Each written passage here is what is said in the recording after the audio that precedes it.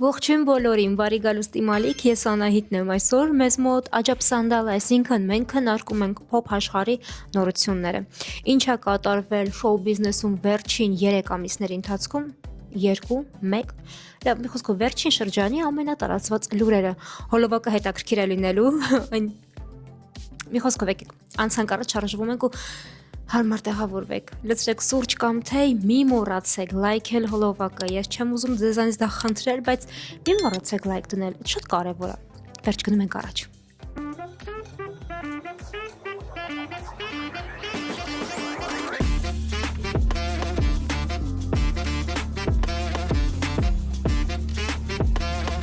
Զեյն Մալիք, հաստատ նրան ճանաչում եք, նա երգում էր One Direction խմբում և նա հանդիպում էր Ջիջի Հադիդի հետ, նրանք միասին ունեն երեխա, աղջիկ։ Վերջերս իր հարցազրույցներից մեկում Զեյն Մալիկը չի ամաչել և հրապարակավ բոլորի մոտ բաց հայտարարել է, որ ըստ իրեն իր հարաբերությունները 6 տարվա Ջիջի Հադիդի հետ եղել են սիրո բացակայության ներքո։ Նրանք միմյանց չեն սիրել, ճիշտ Զեյնը չի սիրել Ջիջին։ Նա մտածում է, որ սերը մարդկանց դարձնում է ավելի երջանիկ, փոխում է մարդուն, դարձնում է նրա լավագույն տարբերակը։ Բայց այս հարաբերություններում Զեյնը չի դարձել այն, ինչ կցանկանար, ավելի նա խորտակվել է, ինչը հանգեցրել է նրա ագրեսիվ պահվածքին և եթե տեղյակ չեք, ապա ասեմ, որ Զեյն Մալիկը հարվածել էր Ջիջիի մորը, Յոլանդա Հադիդին։ Եվ եթե չեմ սխալվում, այս իրադարձությունից հետո Զեյն Մալիկը ինչ-որ պատիժ կրել, բայց թե ինչ պատիժ, հիմա հաստատ չեմ հիշի, բայց խնդիրները իսկապես լուրջ էին։ Նա հայտարարում է, որ ամենայն հավանականությամբ չի սիրել Ջիջին։ Սա այս արտահայտությունը կտրվել է ամբողջ հարցազրույցից, այս տեղադրում են ամբողջ համացանցում, ինչի պատճառով Ջիջին տեսնում է այս հատվածը եւ կատաղում է։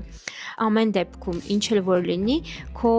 երեխայի մորը, ումից որ դու երեխա ես ունեցել, որ քեզ երեխա է պարգևել, կարելի է ուղղակի դա թաքցնել, չէ՞ որ երկուսդ էլ հայտնի մարդիկ եք, երկուսդ էլ շոու բիզնեսի ներկայացուցիչներ եք, անձնավորություններում ճանաչում ամբողջ աշխարհը եւ քննարկում անձնական կյանքը, Ջիջին իրեն երբեք թույլ չի տվել խոսել հարցազրույցներում կամ իր ընկերների մոտ ինսայդներում երբեք չի հայտնվել ինֆորմացիա Ջիջի կարծիքը Զեյնի մասին կամ նրանց հարաբերությունների, իրենց բաժանումից հետո Ջիջին ուղղակի խելացի կնոջ ինչպես մոռացել է անցյալը, չի խառնվում, չի բարձրաձայնում եւ առաջ է գնում։ Վերջ։ Իհարկե կարելի է Զեյնին հասկանալ, բայց չի կարելի հասկանալ։ Անցանք առաջ։ Ես ձեզանից պետք է ներողություն խնդրեմ իմ ձայնի համար, ձայնագրելու պահին ես պարզապես հիվանդացել եմ։ Հայտարարել են նոր հոլիվուդյան նախագիծ, դա լինելու է ֆիլմ Օդրի Հեփբըրնի մասին, ավելի ճիշտ նախաճաշ Թիֆանիի մոտ ֆիլմի ստեղծման գործընթացի մասին, իսկ ով է մարմնավորելու Օդրիին գլխավոր դերը։ Իհարկե Լիլի Քոլինզը, ինձ թվում է սա ամենատրամաբանական եւ ամենաճիշտ ընտրությունը, որը կարելի էր պատկերացնել։ Լիլի Քոլինզը ոչ միայն կկատարի գլխավոր դերը, այլև կմասնակցի ֆիլմի պրոդյուսինգին։ Ֆիլմը չի պատմել Օդրի ամբողջ կյանքի մասին, այլ կենտրոնանալու է հենց նախաճաշ Թիֆանիի մոտ ֆիլմի նկարահանման ընթացքի վրա։ Ըստ էության, սա խոր ուսումնասիրությունն է այն մասին, թե ինչպես է նկարահանվել ֆիլմը 1961 թվականին եւ ինչպես է այդ կերպարը փոխել ժամանակակից կնոջ կերպարը կինոյում։ Իսկապես կուլտային ֆիլմ է, ինչպես նաեւ գիրքը, սակայն ֆիլմի ռեժիսորը դեռ չի հայտարարվել։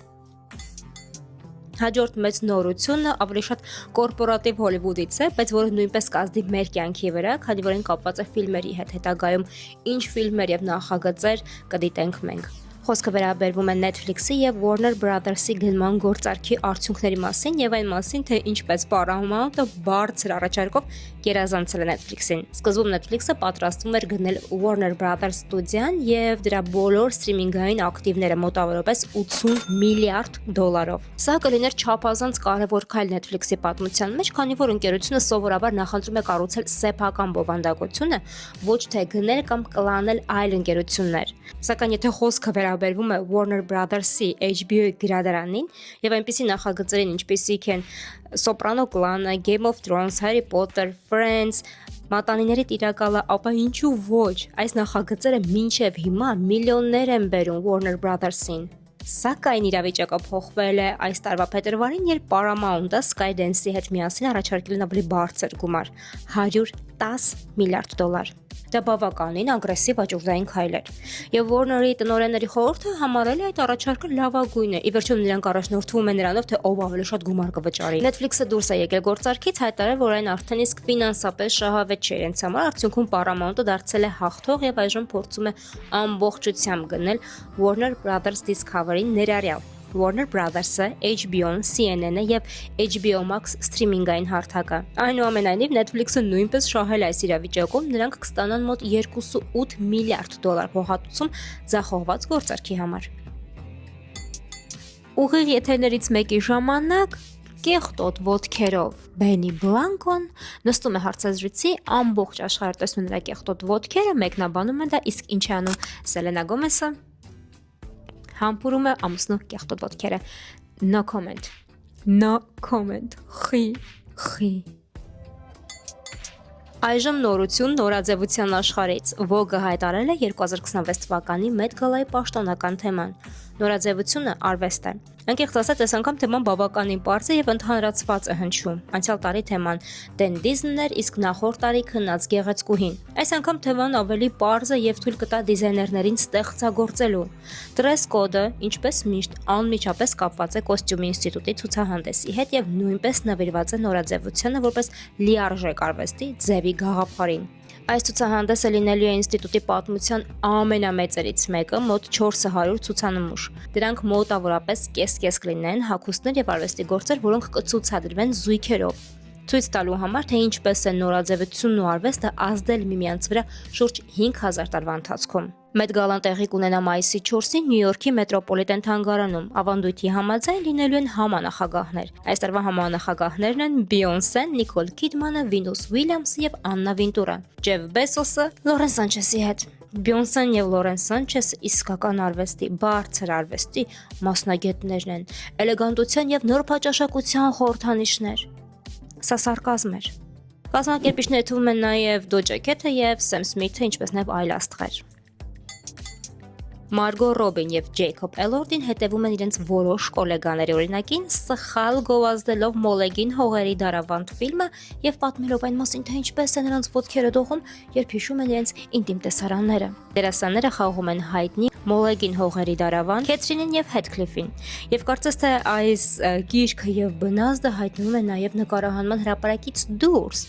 Ինչպես շատերին էր թվում, գովազդելով ֆիլմը շատ ծայրահեղացման էին գնում։ Մարգոն մի հարցազրույցում պատմել է իր ցավոտ կապի մասին Ջեյքոբի հետ, կարծես թե նրանք նկարահանումների ժամանակ չափազանց կախված էին միմյանցից։ Ես նկատեցի, որ սկսում եմ նայել շուրջս, որպեսզի հասկանալ որտեղ են նա։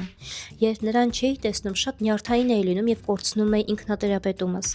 Ես զգում էի ինձ կորած, ինչպես երեխան առանց ծածկոցի։ Նույն հարցազրույցում Մարգոն խոստովանել է, որ նա բավականաչափ կախված է իր ֆիլմերի գործընկերներից, բայց Ջեյքոբի հետ դա ինչ-որ այլ բան էր, ինչ-որ հատուկ բան։ Եթե դուք կարծում եք, որ միայն Մարգոն էր ասում նման ինտիմ բաներ, ապա ոչ, Ջեյքոբն էլ է խոստովանել, որ նրանք Մարգոյի հետ իսկապես տառապում էին միմյանցից հեռու լինելու ժամանակ, եւ նա նույնիսկ սիրահարվել էր նրան։ Ցիտատ. Եթե ձեզ մի օր տրվի հնարավորություն լինել Մարգո Ռոբիի հետ նկարահանման հրապարակում, դու միշտ կլինես նրանից 5 մետր հեռավորության վրա, դիտելով թե ինչպես է նա թեյ խմում, ինչպես է ուտում։ Նա աստղ է։ Դա իհարկե սկսեց անհանգստացնել նույնիսկ ֆիլմի ռեժիսորին, քանի որ նա անմիջապես փորձել է արդարանալ, ասել է, որ ինքը չի խնդրել Ջեյքոբին մշտապես Մարգոյի կողքին լինել։ Ջեյքոբն ինքն է ցանկացել լինել Մարգոյի մոտ։ Իդեպ արժե նշել, որ հարցազրույցներից մեկում Ջեյքոբը ասել է, որ մի պահ նրանց քիմիան դուրս էր եկել սովորական նկարահանումներից։ Ես նայում էի նրան, իսկ նա նայում էր ինձ։ Ես իսկապես հասկանում էի, որ նայում եմ Քեթրինին, իսկ նա նայում է Հետքլիֆին։ Եւ այդ պահին մենք իսկապես դարձանք նրանց սիրո մի մասը։ Մարգոն պատմել է, թե ինչ նվեր է Ջեյքոբը նրան նվիրել Վալենտինի օրվա առթիվ։ Նա պատել էր Մարգոյի դիմահարդարման սենյակը վարդերով եւ գրել էր սիրային նամակ իր կինոէկրանային կերպարից։ Դու լցրեցիր իմ օրը, ինչպես Հիթքլիֆը զարդարեց իմ սենյակը վարդերով։ Դա շատ հիասքանչ էր, դու այնքան ուշադիր էիր։ Ինչ կապ ունի Վալենտինը Մարգոյի հետ։ Սա էլ մի կողմ, նրանք երկուսն էլ ունեն նույն ամուսնական մատանիներից։ Վերջին ժամանակներս Ջեյքոբը պատմում էր այն մասին, որ նկարանունից հետո նրանք վազում էին դաշտերում ձեռք-ձեռքի բռնած եւ Մարգոն խոսում էր այն մասին, որ որոշ ինտիմ տեսաններից հետո նրա ոտքերը դողում էին։ բնականաբար սկսեցին շրջանառվել ասոկոսներեն մասին, որ դերակատարները նկարման հրապարակում հարաբերություններ են սկսել։ Եվ իհարկե շատերին դա թվացել է ավելորդ PR ֆիլմի առաջխաղացման համար, բայց ոմանք կարծում են, որ այս PR-ն այնքան էլ տեղին չէր, քանի որ Մարգոն ամուսնացած է եւ ընդամենը 3 ամիս առաջ նկարանումներից նա երեխա է ունեցել իր ամուսնուց։ Այս պատճառով էլ թերթերը սկսեցին շրջանառել քննարկումներ Մարգոյի ամուսնության շուրջ եւ հարցեր տալ։ Ինչ է մտածում այս ամենի մասին Մարգոյի ամուսինը։ Մարգո Ռոբի ամուսինը եւ Մարգո Ռոբին միասին ունեն պրոդյուսերական ընկերություն, նրանք հովանավորում են շատ ֆիլմեր, հատկապես Բարբին։ Եվ եթե պրոդյուսերավորող ընկերությունը, ճիշտ ասի բառ, թույլ է տալիս, որպեսզի պրոմարշովի ժամանակ տեղի ունենան նման խոսակցություններ, հարցազրույցներ լինեն նման բառեր, ուրեմն դա մտածված է։ Ուղղակի այս բaragայում չի նայվում։ Իսկապես չի նայվում, քանի որ Մարգոյի եւ Ջեյկոբ Էլորդի միջև կա տարիքային տարբերություն։ Ես չեմ խոսում նրանց անձնական կյանքի մասին, որ ամուսին կա, հնարավոր է որ ընկերուհի կա, ուղղակի հաշվի առնելով նրանց տարիքային տարբերությունը, հաշվի առնում եմ փաստը, որ Մարգո Ռոբին 3 ամիս առաջ երեխա է ունեցել մինչ նկարահանումները։ Կարելի է հասկանալ, որ շատ սխալ մարտավարություններ, բայց ամեն դեպքում չէ՞ որ մարդիկ սկսեցին խոսել ֆիլմի մասին։ Իսկ ֆիլմի բյուջեն լավը չի։ Այն ընդամենը հավաքել է $37 միլիոն։ Տեսնենք լե հետո ինչքան կհավաքի, բայց սկզբի համար շատ քիչ է։ Հնարավոր է, որ նման PR-ը նրանց խանգարեց, բայց ասում եմ, որ այս ստեղծագործությունը, գիրքը, որը գրվել է, այդքան էլ հետաքրքիր չի, այն ինքնին ձանձրալի է, այնտեղ սյուժետը շատ հասարակ է, շատ թեթև է, չգրավող է մարդուն։ Հնարավոր է, որ դա է պատճառը, որ ֆիլմը պարզապես չի ունեցել այդքան շատ դիտումներ եւ դրա մարգարում չի հավաքել անհրաժեշտ գումարը, որին նրանք սպասում էին։ Ջիմ Քերին կլոնավորվել է, նա հագնում է դիմակ։ Ես երբեք չեմ մտածի, որ իմ ալիքում նման բաների մասին կխոսեմ։ Փետրվարի 26-ին Փարիզում Ջիմ Քերին հայտնվել է Սեզար մրցանակաբաշխության 55-րդ արարողությանը եւ այդ երեկո ստացել է պատվավոր Սեզար մրցանակը կինոարվեստում ունեցած ներդրման համար։ Նա բեմ է բարձրացել, ֆրանսերենով ելույթ ունեցել։ Միջոցառմանը ներկային նրա ընտանիքի անդամները, դուստրը թոռ, ինչպես նաև նրա նոր զուգընկերուհին Մինան, որին նա առաջին անգամ հրապարակայնորեն ներկայացրել է որպես իր զուգընկերուհի։ Իր ելույթում նա ասել է շնորհակալություն հրաշալի ընտանիքին, դստերը Ջենին եւ թոռնիկիս Ջեքսոնին։ Ես սիրում եմ ձեզ հիմա եւ միշտ։ Ջիմ Քերին ապրում է Հավայան կղզիներում եւ միայն ֆիլմերի գովազդների համար նա վերադառնում է Հոլիվուդ, Լոս Անջելես։ Եվ այստեղից սկսվում են դավադրության տեսությունները։ Մրցանակաբաշխությունից հետո, երբ հրապարակվում են նրա լուսանկարներն ու տեսանյութերը, համացանցում տարածվում են պնդումներ, թե նա փոխարինվել է կրկնօրինակով, այսինքն կլոնով, կամ որ իսկական Ջիմ Քերին այլևս գոյություն չունի եւ այլն եւ այլն եւ այլն։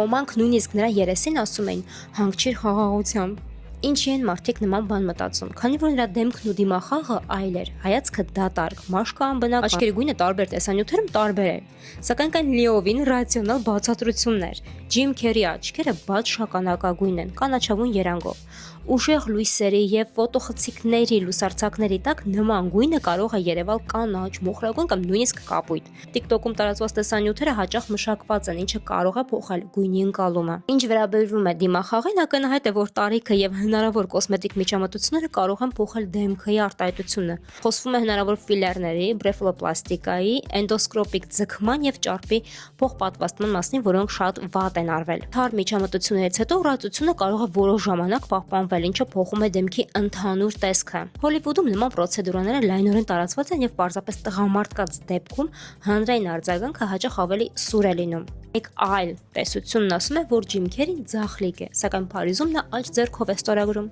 Սակայն շատ ձախլիկներ կարողանում են օգտագործել երկու ձեռքերը հատկապես ինքնագրեր բաժանելիս, երբ դիրքը հարմար չէ, դա լիովին բնական է։ Ամենահնչեղ պնդումն այն էր, որ Ջիմ Քերին շատ բան էր ասում եւ այդ պատճառով նրան վերացրել են։ Որպես օրինակ վերվում էր 2014 թվականի նրա հումորային ելույթը Ջիմ Ֆելոնի շոուն, որտեղ նա ծաղրում էր իլյումինատների թեման, ցույց տալով ամենատես աչքի նշանը։ Մեկ այլ մեջբերումը վերաբերվում էր 2018 թվականի նրա խոսքին, որտեղ նա քննադատում էր Թրամփի վարչակազմի միգրացիոն քաղաքականությունը։ Եթե նույնիսկ ենթադրենք, որ ինչ-որ մեկը ցանկանար լրացնել նրան, ապա գոյություն ունեն շատ ավելի պարզ մեթոդներ։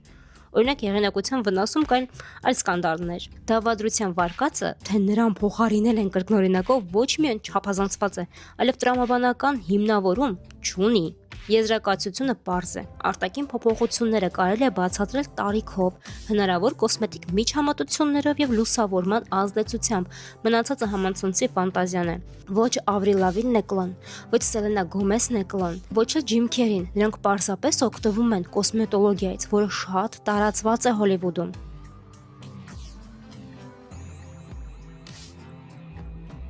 Յուրաքանչյուր արտիստ, հատկապես յուրաքանչյուր կին արտիստ, լինի դերասանուհի, լինի մոդել, լինի երգչուհի, կապ չունի, ինֆլուենսեր, կապ չունի։ Հայտնի մարդ յուրաքանչյուր կին անում է իր կյանքում վիրահատություն դեմքի վրա եւ ոչ միայն դեմքի։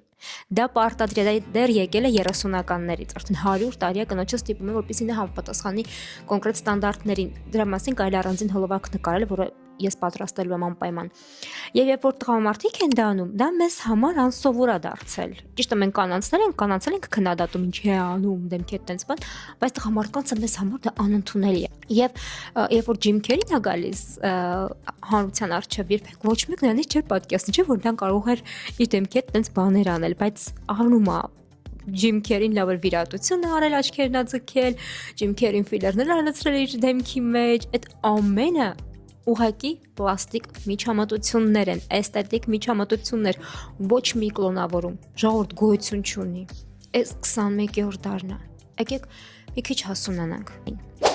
Դե ինչ նորություններն այսքանն էին, հուսով եմ, որ կտրվեցիք առօրյա ձեր հոգսերից, մի փոքր քննարկեցինք շոու բիզնեսը։ Մենք շատ շուտով կհանդիպենք, լավ մնացեք։